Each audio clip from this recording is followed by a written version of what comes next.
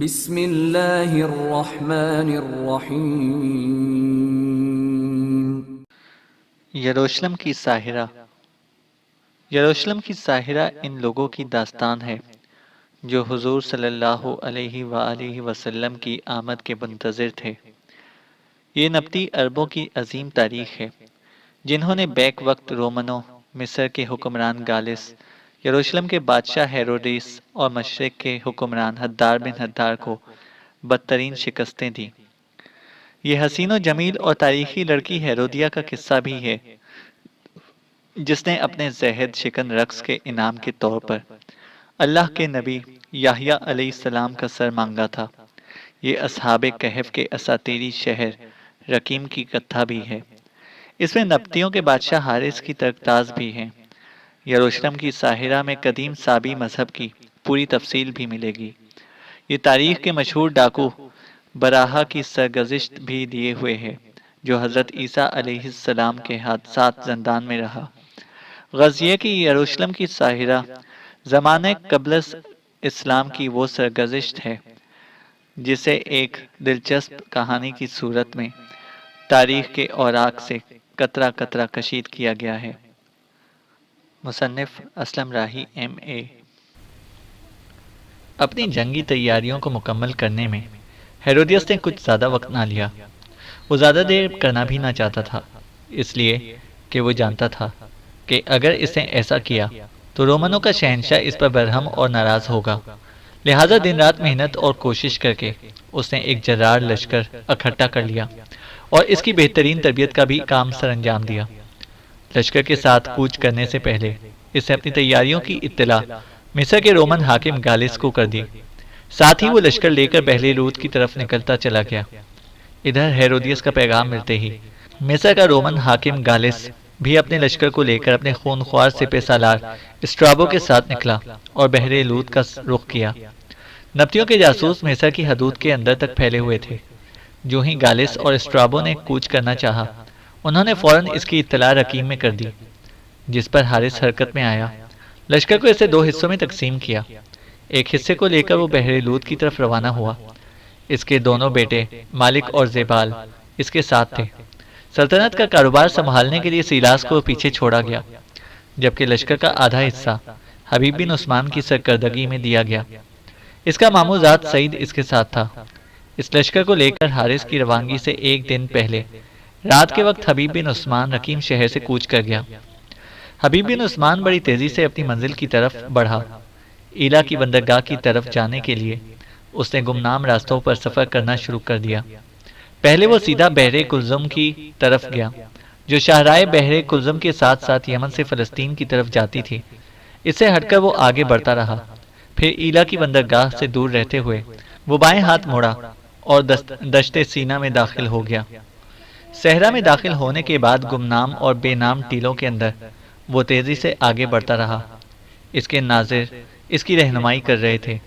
نبطی مخبر اور طلایہ گر بھی ایک طرح سے اس کے ساتھ رابطہ رکھے ہوئے تھے، اور جب صحرائے سینا اور اس کے پاس کام کرنے والے طلایہ گروں نے اطلاع کر دی کہ گالس اور اسٹرابو دونوں صحرائے سینا میں داخل ہو گئے ہیں، تب حبیب بن عثمان نے آگے بڑھنا بند کر دیا۔ ایک محفوظ جگہ اس نے اپنے لشکر کو روک دیا اور جو شاہراہ ارض مصر سے شام کی طرف جاتی تھی، اس کے کنارے ریت کے ٹیلوں کے پیچھے اس نے اپنے لشکر کو جمع کیا۔ لشکر جب وہاں رک گیا تب حبیب بن عثمان نے اپنے پہلو میں کھڑے سعید کو مخاطب کیا۔ سعید، میرے بھائی، گالس اور اسٹرابو کے ساتھ ہمیں کسی طریقے سے نپٹنا ہوگا۔ جس طرح ہمارے مخبر اور طلایہ گر اطلاع دے چکے ہیں، جو لشکر گالس اور اسٹرابو کے ساتھ ہے اس کی تعداد ہمارے لشکر سے زیادہ ہے۔ میں لشکر کو دو حصوں میں تقسیم کرنے لگا ہوں۔ ایک حصہ میرے پاس رہے گا، دوسرے حصے کی تم کمانداری کرو گے۔ جس طرح جس جگہ ہم کھڑے ہیں تم اپنے لشکر کے ساتھ یہیں گھات میں رہنا۔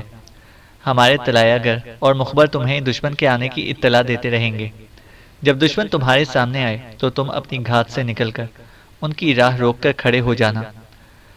ہمارے مخبر جو دشمن کی نقل و حرکت سے آگاہ کر رہے ہیں، اس کے مطابق آدھی رات کے قریب اسٹرابو اور گالس یہاں سے گزریں گے۔ جب تم ان کی راہ روکو گے تو وہ تم پر حملہ آور ہونے کے لیے ہچکچائیں گے نہیں، اس لیے کہ چاندنی رات ہوگی۔ چاندنی رات میں وہ اندازہ لگا لیں گے کہ تمہارے ساتھ جو تعداد ہے وہ ان کے مقابلے میں ناکافی ہے، لہٰذا وہ تم پر جھپٹیں گے اور تمہیں راستے کا پتھر جان کر ہٹانے کی کوشش کریں گے۔ لیکن جو ہی تمہیں ہٹانے کی کوشش کریں گے، میں اپنے کام کی ابتدا کر دوں گا۔ میں اپنے حصے کے لشکر کو لے کر تھوڑا سا آگے جا کر شاہراہ کے بائیں جانب گھات لگاؤں گا۔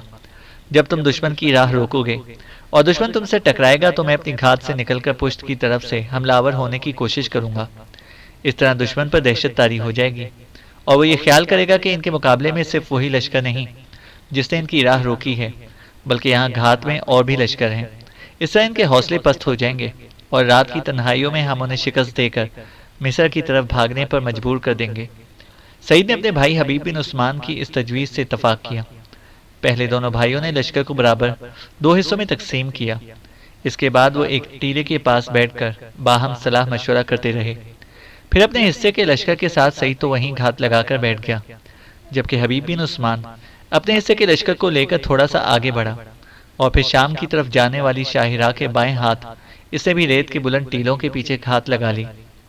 نبطی طلایہ گر دونوں کو دشمن کی نقل و حرکت اور پیش قدمی سے مطلع کر رہے تھے۔ انوکھے اور پراسرار صحرائے سینا میں کہکشاؤں کی پرچھائیوں کی طرح فنا کے آنچل آہستہ آہستہ نزول کرنے لگے تھے۔ دودھیا چاندنی نے صحرا کی ہستی کے اسرار کو اور نمایاں کر دیا تھا۔ چاندنی کی کرنیں گھٹا ٹوپ اندھیروں کے اندر پیوست ہوتی ہوئی خیالات کی گہرائیوں اور آہنگ کے جادو اور روح کی جگمگاہٹ کو اور زیادہ واضح کرنے لگی تھی۔ نجوم اور کہکشاں کا لبادہ اوڑے آسمان چپ اور خاموش تھا۔ طاقت اور قوت کا مظاہرہ کرتا صحرائے سینا آئینے کی طرح پرسکون تھا۔ صحرائی ٹیلوں کے قدیم اور تاریک چہروں پر ماضی کی رقم داستانیں نمایاں ہونے لگی تھیں۔ بنی اسرائیل کے 40 سال بھٹکنے کی رودادیں، منوسلوا کی پرکشش داستانیں، عصائے موسیٰ علیہ السلام کے جلوے بیتے لمحوں کے دوش پر سوار اپنی خوشبو دینے لگے تھے۔ مصر کا حاکم گالس اور اس کا خونخوار سپہ سالار اسٹرابو دونوں اپنے لشکر کے ساتھ بڑی تیزی سے اس شاہراہ پر سفر کر رہے تھے جو مصر سے شام کی طرف جاتی تھی، لیکن اچانک وہ رک گئے، اس لیے کہ دفتن سعید اپنے لشکر کے ساتھ اپنی گھات سے نکلا اور ان کی راہ روک کر کھڑا ہو گیا۔ لمحہ بھر کے لیے سنسان رات میں گالس اور اسٹرابو کے چہروں پر بے چین شراروں کے خروج جیسی نا امیدیاں بکھر گئی تھیں۔ پھر تھوڑی دیر بعد ہی وہ کوہر کے غلاف اور سحر کی کرنوں کی طرح پرسکون ہو گئے تھے، اس لیے کہ انہوں نے دیکھا کہ جس لشکر نے ان کی راہ روکی ہے وہ تعداد میں ان سے بہت کم تھا۔ گالس اور اسٹرابو نے لمحہ بھر کے لیے آپس میں مشورہ کیا۔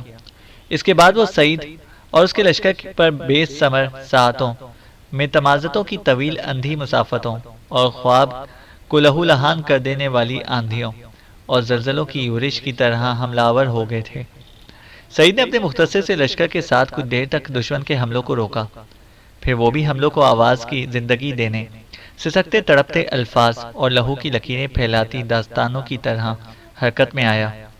دفاع سے نکل کر وہ بھی جاریت پر اتر آیا تھا اور صحرائے سینا کے اندر دشمن کو بیخ دبن سے اکھاڑ پھینکنے والے کو موت کے سیلابی ریلے اور فضاؤں کو اداس رتوں کو مزمحل کر دینے والے صحرا کے سرابوں کی طرح حملہ آور ہونے لگا تھا۔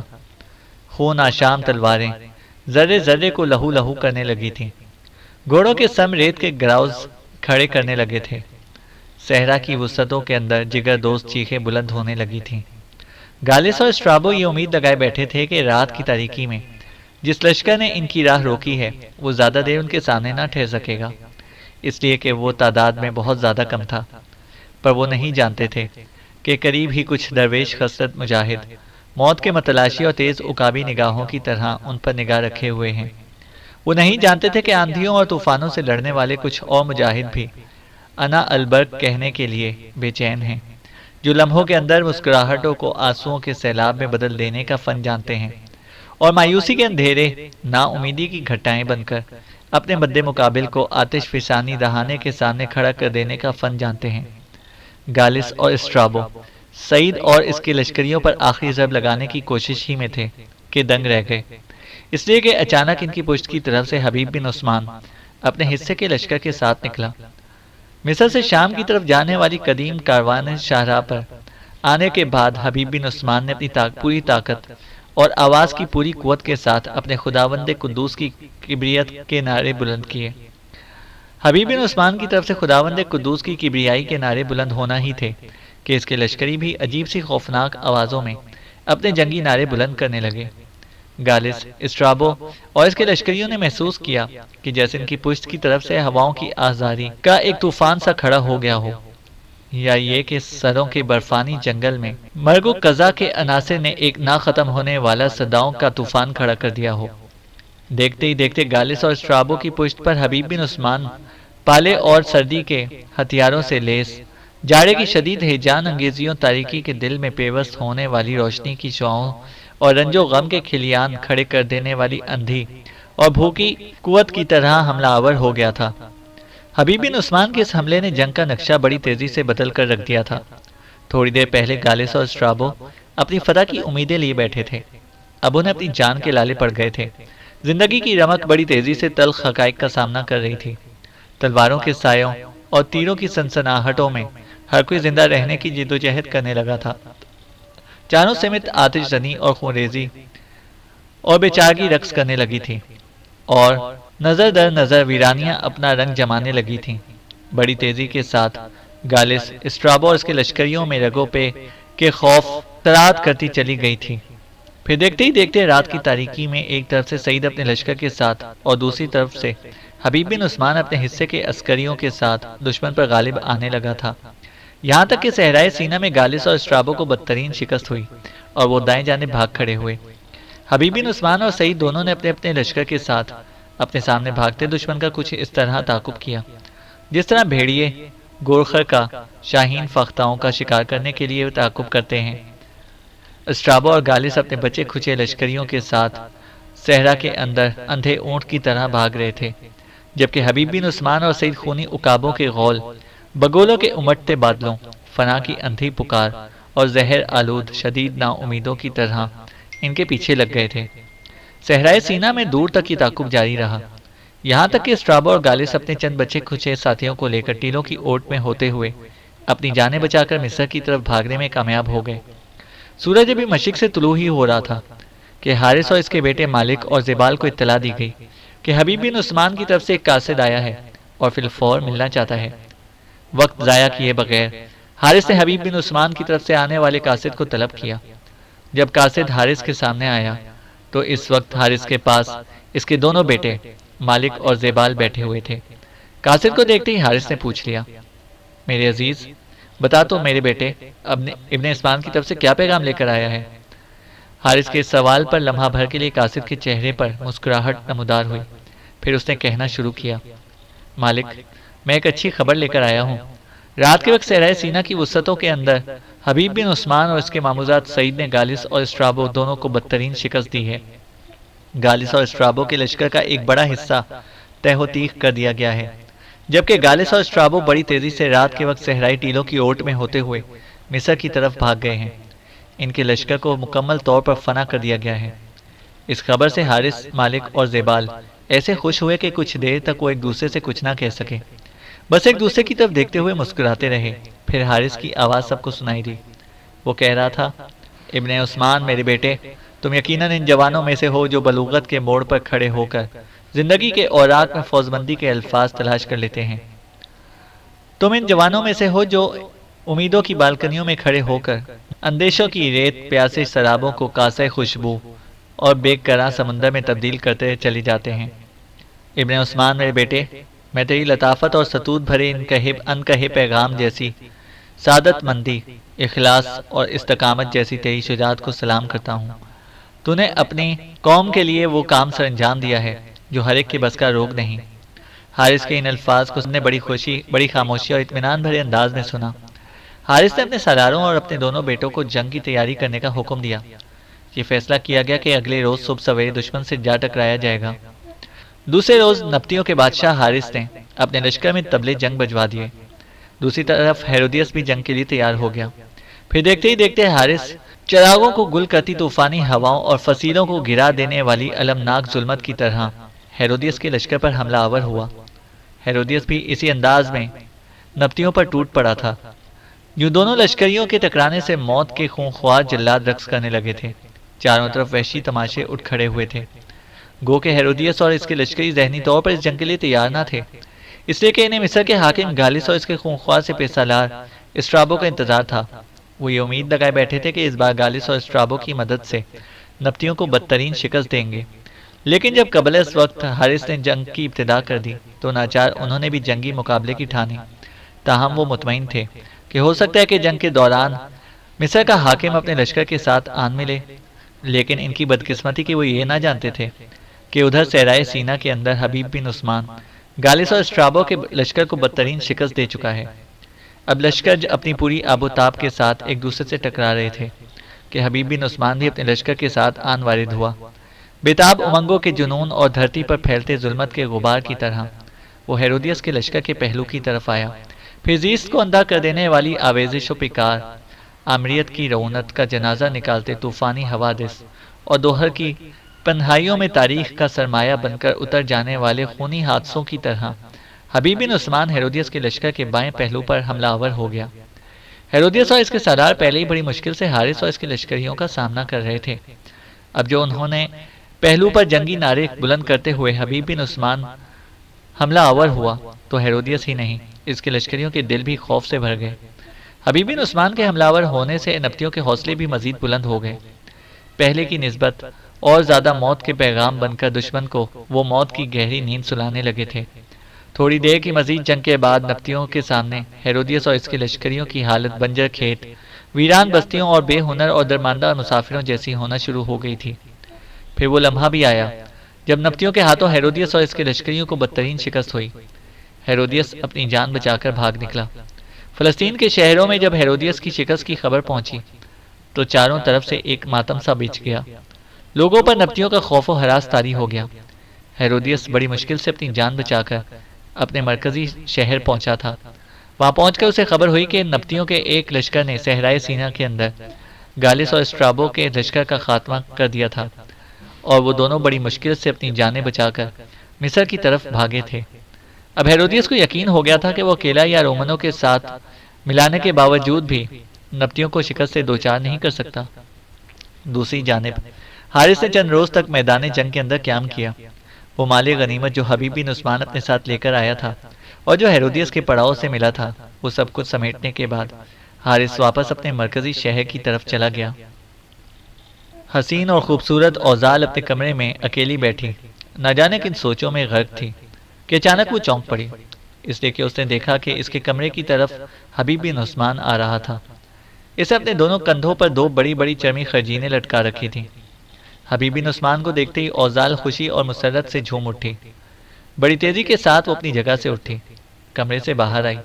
اتنی دیر تک حبیب بن عثمان بھی دروازے کے قریب آ گیا تھا۔ اپنے چہروں پر بڑا گہرا اور دلربا تبسم بکھیرتے ہوئے اس نے شہد اور قند برساتی آواز میں حبیب بن عثمان کو مخاطب کیا، میں آپ کو قصر میں داخل ہونے پر مبارکباد دیتی ہوں، ساتھ ہی صحرائے سینا میں رومنوں اور بحر لوط کے کنارے ہیرودیس کو شکست دینے پر بھی میں آپ کو دلی مبارکباد پیش کرتی ہوں۔ حبیب بن عثمان مسکراتا رہا۔ اوزال برابر اس کی آنکھوں میں آنکھیں ڈالے دیکھ رہی تھی۔ تھوڑی دیر وہاں رکنے کے بعد حبیب بن عثمان بول پڑا، کیا تم مجھے اپنے کمرے کے دروازے پر ہی روکے رکھو گی، اندر جانے کے لیے نہ کہو گی؟ اوزال جو ابھی تک حبیب بن عثمان کو دیکھنے میں محو تھی، چونک سی پڑی، ایک دم پیچھے ہٹی اور کہنے لگی، کمرے میں آنے کے لیے آپ کو کسی کی اجازت کی ضرورت نہیں ہے۔ پھر اوزال نے حبیب بن عثمان کا ہاتھ تھام لیا، اپنے ساتھ اسے کمرے میں لے گئی۔ دونوں نشستوں پر بیٹھ گئے۔ حبیب بن عثمان نے اپنے کندھوں پر جو چرمی خرجینیں ڈال رکھی تھیں وہ اس نے اتاری۔ دونوں خرجینیں اسے اوزال کے سامنے رکھ دیں اور اسے مخاطب کیا، اوزال، ان دونوں خرجینوں میں تمہارا سامان ہے، انہیں خالی کر دو، اس کے بعد انہیں گھوڑے کی زین کے ساتھ باندھنا ہے۔ اوزال نے اس موقع پر تیز اور جواب طلب نگاہوں سے حبیب بن عثمان کی طرف دیکھا۔ حبیب بن عثمان نے جواب میں کچھ نہ کہا۔ تب وہ دونوں خرجینوں کے منہ کھولتے ہوئے جائزہ لینے لگی۔ ایک خرجین میں اس کے لیے انتہائی قیمتی کپڑے تھے، دوسری خرجین میں تازہ پنیر، کھجوریں، خشک کیا ہوا گوشت، خشک پھل اور نقدی کی کچھ تھیلیاں تھیں۔ کچھ دیر تک ان ساری چیزوں کا جائزہ لیتے ہوئے اوزال مسکراتی رہی۔ پھر حبیب بن عثمان کی طرف دیکھتے ہوئے اس نے پوچھ لیا، یہ سب کچھ آپ کہاں سے لے کر آئے ہیں؟ حبیب بن عثمان نے ایک کہکہا لگایا اور کہنے لگا، لانا کہاں سے ہے؟ کیا تم یہ سمجھتی ہو کہ میں کہیں سے چوری کر کے لایا ہوں؟ اس پر اوزال نے کہکا لگایا اور کہنے لگی، میں نے یہ تو نہیں کہا، یہ جو اتنی ساری نقدی میرے حوالے کر رہے ہیں یہ کس خوشی میں ہے؟ اس پر حبیب بن عثمان بول پڑا، دونوں جنگوں میں سے جو کچھ ملا ہے یہ نقدی میرے حصے میں آئی ہے، یہ نقدی اب تمہاری تحویل میں رہے گی، جہاں چاہے خرچ کرو۔ اوزال نے حبیب بن عثمان کو گھورنے کے انداز میں دیکھا، یہ کیا معاملہ ہوا؟ اس نقدی کی حقدار میں نہیں ہوں، آپ کی ماں ابھی زندہ ہے، ابھی تو آپ کی میرے ساتھ شادی بھی نہیں ہوئی، اگر شادی ہو چکی ہوتی تب بھی آپ کی ماں نقدی کی مجھ سے زیادہ حقدار ہے، ہاں اگر مجھے ضرورت ہوئی تو آپ سے یا آپ کی ماں سے مانگ لیا کروں گی۔ حبیب بن عثمان نے خوشکن انداز میں اوزال کی طرف دیکھا، پھر لبوں پر ہلکا سا تبسم بکھیرتے ہوئے وہ کہنے لگا، مجھے اتنی گہری نصیحت کرنے کی ضرورت نہیں ہے، میدان جنگ سے لوٹنے کے بعد ہمارا لشکر ہمارے نخلستان کے پاس ہی گزرا ہے، میں نقدی کا ایک بڑا حصہ اپنی ماں کے حوالے کر کے آیا ہوں، نقدی کی ایک تھیلی میں نے علی اور عبیرہ کو بھی دی ہے، یہ جو نقدی میں نے تمہیں دی ہے یہ تمہارے حصے کی ہے، اس میں کوئی کسی کا حقدار نہیں ہے۔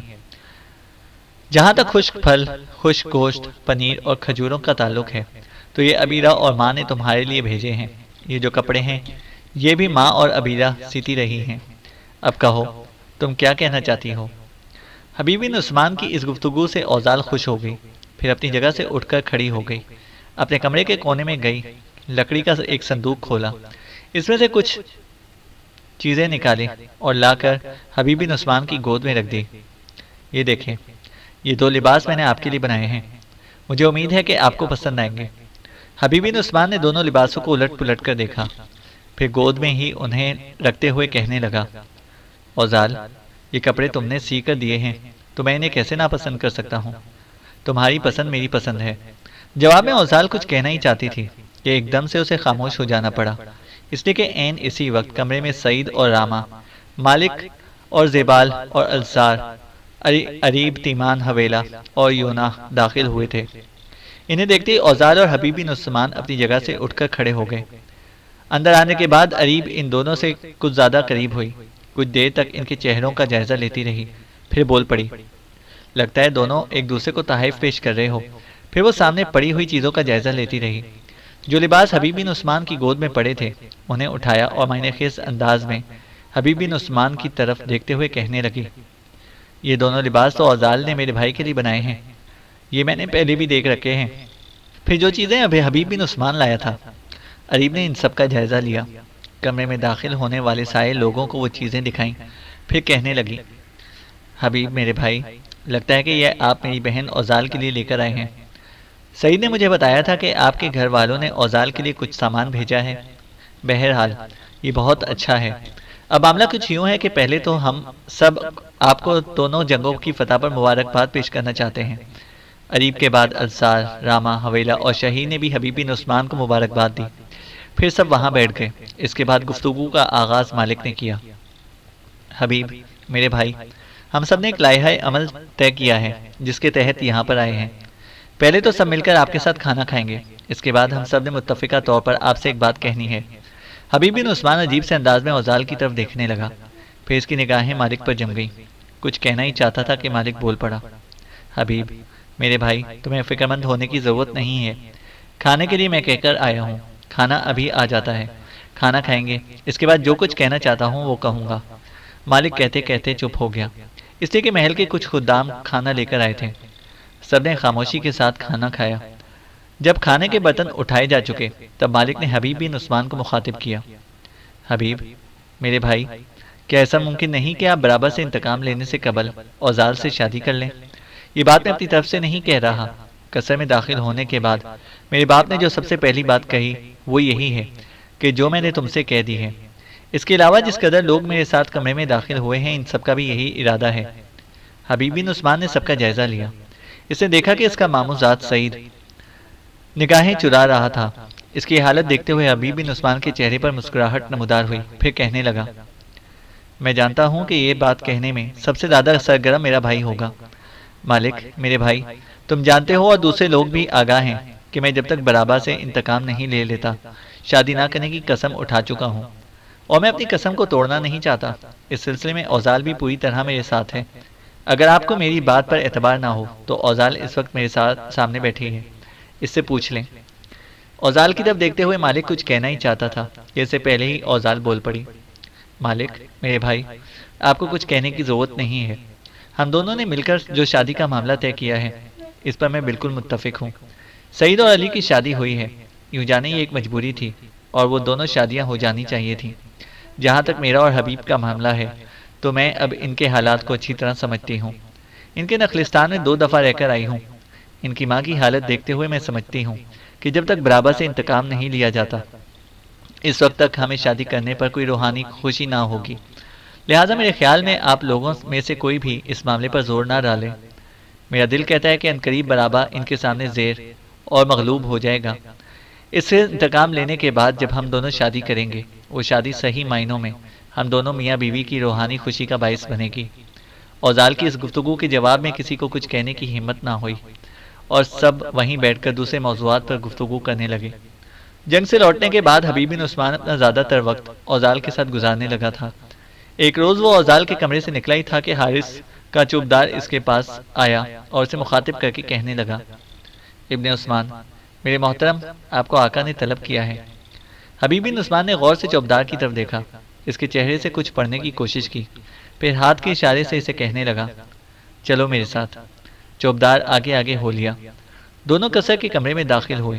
اس کمرے میں پہلے سے حارث کے علاوہ اس کا بیٹا مالک اور زیبال، حبیب بن عثمان کا ماموزاد سعید اور حارث کے ساتھ کام کرنے والے 2 نئے جرنیل کلیس اور شناتر بھی بیٹھے ہوئے تھے۔ ایک جانب سلطنت کا وزیر سیلاس اور اس کے ساتھ رقیب شہر کا کوتوال زوجدان بھی اپنی اپنی نشستوں پر بیٹھے ہوئے تھے۔ حبیب بن عثمان جب اپنے کمرے میں داخل ہوا تو ہاتھ کے اشارے سے حارث نے اسے اپنے پہلو میں بیٹھنے کے لیے کہا۔ جب وہ بیٹھ گیا تب گفتگو کا آغاز حارث نے کیا۔ حبیب، میرے بیٹے، تمہاری آمد سے پہلے یہاں بیٹھے ہوئے لوگوں کے ساتھ میں نے ایک انتہائی اہم موضوع پر گفتگو کی ہے۔ یوں جانو کہ ہم نے ایک مہم پر نکلنے کا فیصلہ کیا ہے، لیکن اس مہم پر اس وقت تک نہیں نکلا جا سکتا جب تک تمہاری رضامندی شامل نہ ہو، اس لیے کہ اب تم نبطیوں کے سارے لشکریوں کے سالار اعلیٰ ہو۔ میرے بیٹے، گزشتہ جنگ سے لوٹنے کے بعد میری سب سے بڑی خواہش تھی کہ جس طرح دوسرے بچوں کی شادی ہوئی ہے تمہاری اور اوزال کی بھی شادی کر دی جائے۔ یوں جانو کہ اس خواہش کی تکمیل میرے دل کا اطمینان، میرے ضمیر کی طمانینت تھی، لیکن تمہارا اور اوزال کا متفقہ فیصلہ دیکھتے ہوئے میں نے بھی تمہاری قسم نہ توڑنے کا عہد کر لیا تھا۔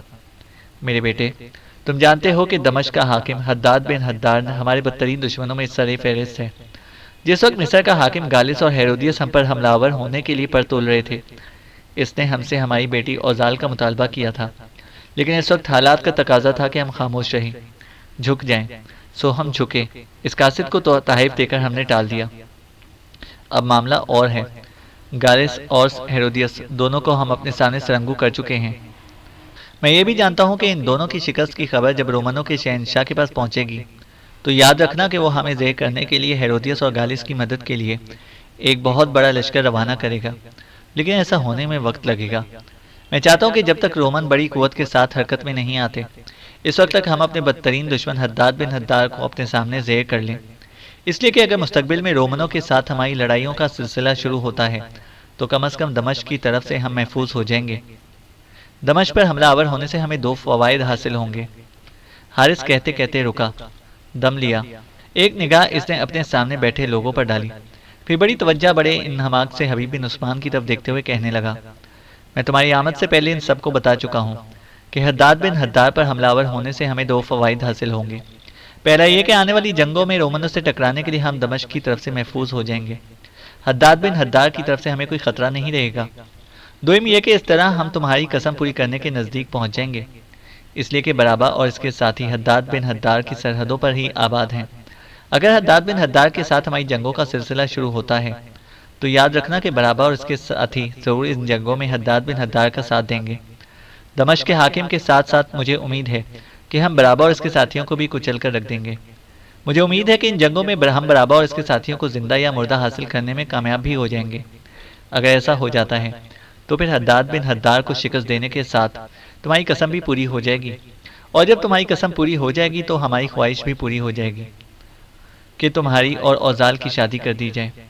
میں یہ بھی جانتا ہوں کہ حداد بن حداد کی عسکری طاقت انتہائی مضبوط ہے، لیکن اس کے ساتھ ہمیں ہر حال میں ٹکرانا ہے، اس لیے کہ اگر ہم ایسا نہیں کرتے تو آنے والے کسی بھی وقت میں کسی بھی لمحہ یہ حداد بن حداد ہمارے لیے خطرات کا طوفان بن کر کھڑا ہو سکتا ہے، اور میں نہیں چاہتا کہ وہ ایسی نازک صورتحال اختیار کرے۔ حارث رکا، کچھ سوچا، پھر دوبارہ کسا کہ اس کمرے میں اس کی آواز گونج گئی تھی۔ حبیب بن عثمان، میرے بیٹے، میں نے جو کچھ کہنا تھا کہہ دیا، اب مجھے تمہارے رد عمل کا انتظار ہے۔ کہو، اب تم کیا کہتے ہو؟ کمرے میں بیٹھے سب لوگ خاموش تھے۔ حبیب بن عثمان تھوڑی دیر تک مسکراتا رہا، پھر حارث کی طرف دیکھتے ہوئے کہہ رہا تھا، میرے محترم، آپ نے جو کچھ کہا یہ میرے دل کی آواز ہے۔ یہ بات میں آپ سے بہت پہلے کہنا چاہتا تھا کہ دمشق پر حملہ آور ہونا چاہیے، لیکن میں خاموش رہا، اس لیے کہ میرے دل میں یہ آواز اٹھتی تھی کہ شاید آپ یہ نہ سوچیں کہ برابر سے انتقام لینے کے لیے میں سلطنت کے امور کو خطرات میں ڈال رہا ہوں۔ اب جب کہ خود آپ نے اس کی پہل کر دی ہے تو میں آپ کی تجویز سے مکمل طور پر اتفاق کرتا ہوں۔ مجھے امید ہے جس طرح ہم نے ماضی میں ہیرودیس کو کئی بار اپنے سامنے زیر کیا، پلاطس اور ڈیکا پولیس کو بدترین شکست دی، اور مصر کے حاکم گالس اور اس کے خونخوار سپہ سالار اسٹرابو کو اپنے سامنے سے بھاگ جانے پر مجبور کر دیا، اسی طرح ایک روز حداد بن حداد کو بھی اپنے سامنے زیر کر لیں گے۔ بلکہ میری ایک خواہش ہے، اور وہ یہ کہ جب حداد بن حداد کے ساتھ ہمارا ٹکراؤ ہو اور ہم اسے شکست دینے میں کامیاب ہو جائیں تو اس کا تعاقب کر کے اسے چھوڑ نہیں دینا چاہیے، بلکہ اس کے مرکزی شہر کا رخ کرنا چاہیے اور دمشق پر قبضہ کر لینا چاہیے، تاکہ آنے والے دنوں میں دمشق کی طرف سے ہمارے لیے کوئی خطرے کا طوفان نہ اٹھے۔ اگر ہم دمشق پر قبضہ کر لیتے ہیں تو یاد رکھیے گا کہ رومنوں پر ایک طرح سے ہمارا روب طاری ہو جائے گا، اور رومن جو انطاکیہ میں اپنی قوت جمع کرنے کی کوشش کر رہے ہیں وہ اس سے بھی باز رہیں گے اور انطاکیہ کو بڑا مرکز بنانے کی کوشش نہیں کر سکیں گے۔ حبیب بن عثمان خاموش ہو گیا۔ حارث کچھ دیر تک اسے توصیفی انداز میں دیکھتا رہا، پھر کہنے لگا، بیٹے، جو کچھ بھی تم نے کہا ہے اس پر عمل کیا جائے گا۔ اب میں تمہیں ایک خوشخبری بھی دیتا ہوں، وہ یہ کہ جب زندان سے نکال کر پہلی بار تمہیں میرے سامنے پیش کیا گیا تھا تو تم نے اپنے مذہب کے متعلق تفصیل سے بتایا تھا، اور تم نے کہا تھا کہ تم دین ابراہیمی کے پیروکار ہو اور عرب کے صحراؤں کے اندر ایک آخری نبی کی آمد کے منتظر ہو۔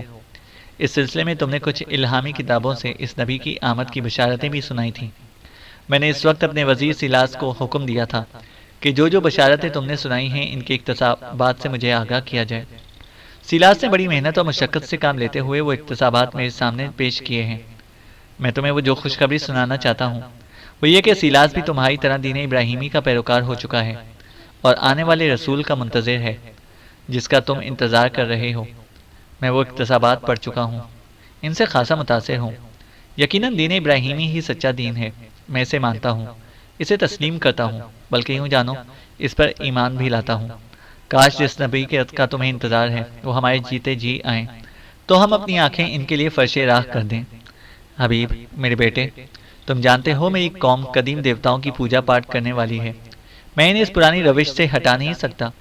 اگر میں ہٹاؤں گا تو میری قوم میرے خلاف بغاوت کر دے گی، اس بنا پر میں اس قوم کو اس کے حال پر چھوڑتا ہوں۔ قوموں کو بدلنے کے لیے کسی ہادی اور رہنما کی ضرورت ہے، اور یہ فرض میں نہیں ادا کر سکتا۔ ایک اور معاملہ ہے جس پر میں تمہارے ساتھ گفتگو کرنا چاہتا ہوں۔ میں یہ پسند کروں گا کہ ایک ہفتہ اپنی تیاریوں میں صرف کیا جائے، اس کے بعد لشکر کے ساتھ حداد بن حداد پر حملہ آور ہونے کے لیے کوچ کیا جائے۔ بیٹی اوزال کی حفاظت کی ذمہ داری پہلے سے زیادہ بڑھ گئی ہے۔ ہیرودیس کو پتا ہے کہ وہ اوزال یہاں ہے، وہ اوزال کو یہاں سے اٹھا کر حداد بن حداد کو پیش کر کے اسے اپنے ساتھ ملانے کی کوشش کرے گا۔ یہ بھی ہو سکتا ہے کہ حداد بن حداد کو بھی خبر ہو چکی ہو کہ اوزال نے ہمارے قصر میں قیام کر رکھا ہے، اور وہ اپنے آدمیوں کے ذریعے اسے حاصل کرنے کی کوشش کرے۔ تم سب لوگوں کو بلانے سے پہلے اس موضوع پر میں نے اوزال کی حفاظت کے خصوصی انتظامات کر دیے ہیں۔ چند مسلح دستے اس کی حفاظت پر مقرر کیے ہیں، وہ مسلح دستے کوتوال زوجدان کی نگرانی میں کام کریں گے۔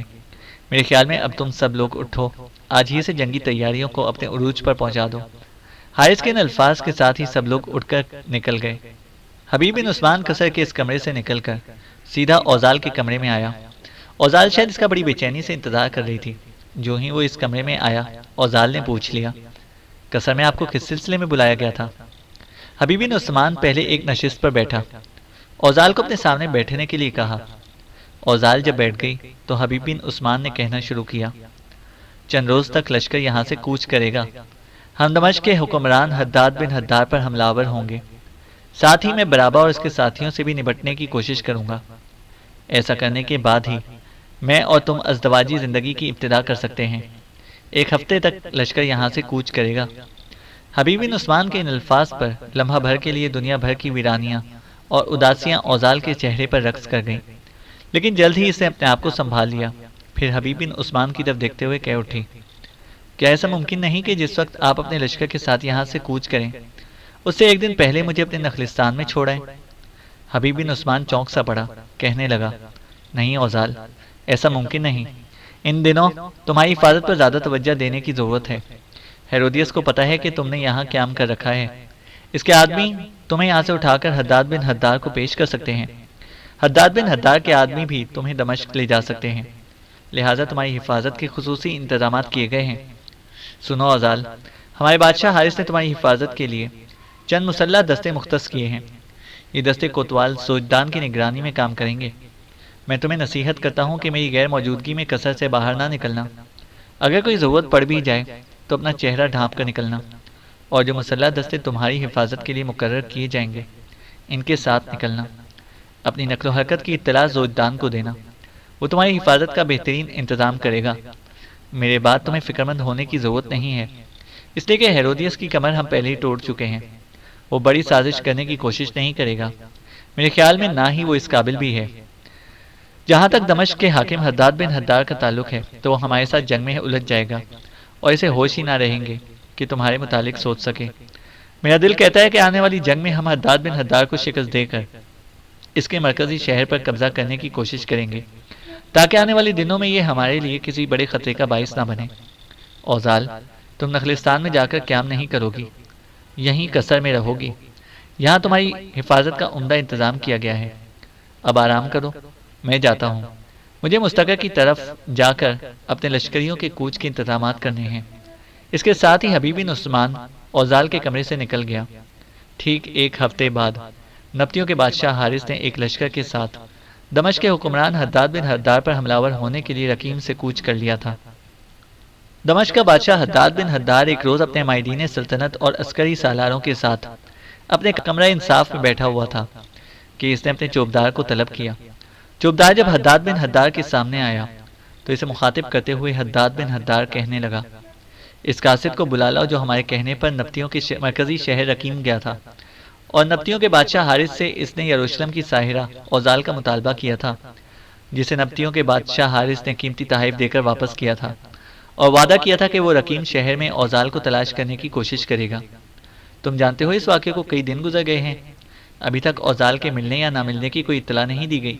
اس قاصد کو بلاؤ، اسے ایک بار پھر رقیم کی طرف روانہ کیا جائے گا، اور نبطیوں کے بادشاہ حارث کو تاکید کی جائے گی کہ مزید وقت ضائع کیے بغیر اوزال کو ہماری طرف بھیجا جائے، ورنہ جو حالات رونما ہو چکے ہیں اور ہوں گے اس کی ذمہ داری حارث پر ہی ہوگی۔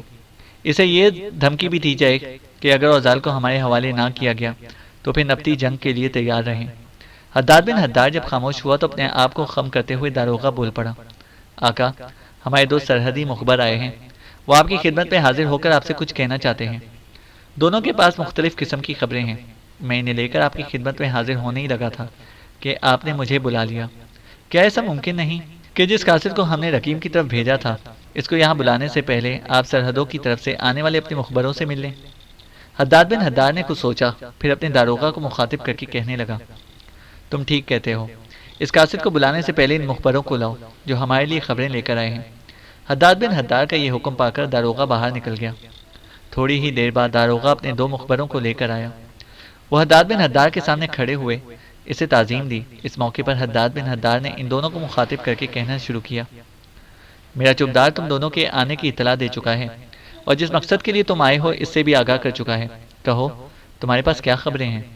اس پر دونوں مخبروں نے ایک دوسرے کی طرف دیکھا، پھر ان میں سے ایک نے پہل کی اور حداد بن حدار کی طرف دیکھتے ہوئے کہنے لگا، آقا، میں آپ کی خدمت میں یہ گزارش کرنا چاہتا ہوں کہ ایک بار پھر نبطیوں کے ہاتھوں ہیرودیس کو بدترین شکست کا سامنا کرنا پڑا ہے۔ گو رومن شہنشاہ کے کہنے پر اس کے مصری حاکم گالس اور اس کے خونخوار جرنیل اسٹرابو نے ایک بڑے لشکر کے ساتھ ہیرودیس کی مدد کے لیے مصر سے کوچ کیا تھا، لیکن حیرت کی بات ہے کہ نبطیوں کے جاسوس ان کی ہر نقل و حرکت سے آگاہ کرتے رہے۔ نبطیوں کے بادشاہ نے اپنے ایک جرنیل کو ان کی سرگوبی کے لیے روانہ کیا، جس نے صحرائے سینا کے اندر گالس اور اسٹرابو دونوں کو بدترین شکست دی۔ دونوں لشکر کی اکثریت کو تحقیق کر دیا گیا۔ اسٹرابو اور گالس بڑی مشکل سے اپنی جانیں بچا کر مصر کی طرف بھاگے۔ اس کے بعد نبطیوں کے بادشاہ نے بحیرہ لوط کے کنارے ہیرودیس کو ایک بار پھر بدترین شکست دی، اور اپنے لشکر کا بے پناہ نقصان کرانے کے بعد ہیرودیس اپنے مرکزی شہر کی طرف بھاگ نکلنے میں کامیاب ہو گیا۔ بس میرے پاس یہی خبر ہے جو میں آپ کے لیے لے کر حاضر ہوا ہوں۔ یہ خبر سن کر حداد بن حداد تھوڑی دیر تک مسکراتا رہا، پھر حاضرین کو مخاطب کر کے کہنے لگا، میں پہلے ہی جانتا تھا کہ نبطیوں کے بادشاہ حارث کو ہمارے علاوہ کوئی بھی زیر نہیں کر سکتا۔ مجھے یہ بھی امید تھی کہ حارث ہیرودیس اور گالس کے متحدہ لشکر کو بھی بدترین شکست دے دے گا۔ میں نے اس لیے قاصد کو بلایا ہے، اسے رقیم کی طرف روانہ کیا جائے، اور جس لڑکی کا ہم نے مطالبہ کیا ہے وہ ہمارے حوالے نہ کی گئی، تو پھر دنیا کی کوئی بھی طاقت ہمارے اور نبطیوں کے درمیان جنگ کو نہ روک سکے گی۔ حداد بن حداد رکا، کچھ سوچا، اس کے بعد دوسرے قاصد کو مخاطب کر کے کہنے لگا، تم کہو، تم ہمارے لیے کیا خبر لے کر آئے ہو؟ وہ قاصد بھی پہلے دست بستہ ہوا، پھر کہنا شروع کیا، آقا، جو خبر میرے ساتھی نے کہی ہے، میں اس سے بھی بدترین خبر لے کر آیا ہوں، اور وہ یہ کہ نبطیوں کا بادشاہ ہم پر حملہ آور ہونے کے لیے ایک جرار لشکر کے ساتھ اپنے مرکزی شہر رقیم سے کوچ کر چکا ہے۔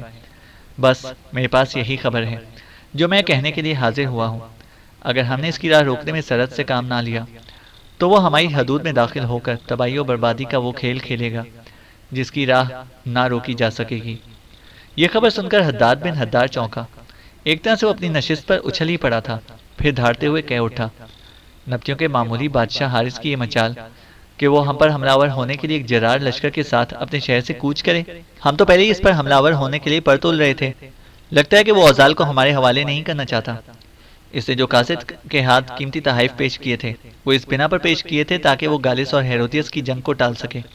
اب جبکہ وہ ایسا کر چکا ہے تو میرے خیال میں ہم سے ٹکرانے کا عزم کیے ہوئے ہے۔ اگر وہ ایسا چاہتا ہے تو ہم ایک ہی جنگ میں اسے پاش پاش کر کے رکھ دیں گے۔ اس کے ساتھ ہی حداد بن حداد اپنی جگہ پر اٹھ کھڑا ہوا اور اپنے سالار اعلیٰ کی طرف دیکھتے ہوئے پہلے سے زیادہ گرجتی ہوئی آواز میں اس نے مخاطب کیا، ابھی اور اسی وقت اپنے لشکریوں کو کوچ کا حکم دو۔ میں بھی جنگی لباس پہن کر آتا ہوں، اپنے لشکر کی کمانداری میں خود کروں گا۔ میں دیکھتا ہوں کہ حارث کیسے ہمارے سامنے جنگ میں ٹھہرنے کی جرت کرتا ہے۔ اس کے ساتھ ہی حداد بن حداد اس کمرے سے نکلتا چلا گیا۔ اس روز شام کے وقت حداد بن حداد اور اس کے سالاروں نے اپنے لشکر کے ساتھ دمشق سے کوچ کیا تاکہ حارث کی راہ روک سکیں۔ چینل کو سبسکرائب کریں اور بیل آئیکن کو پریس کریں تاکہ ہماری ہر اپڈیٹ آپ کو بر وقت مل سکے۔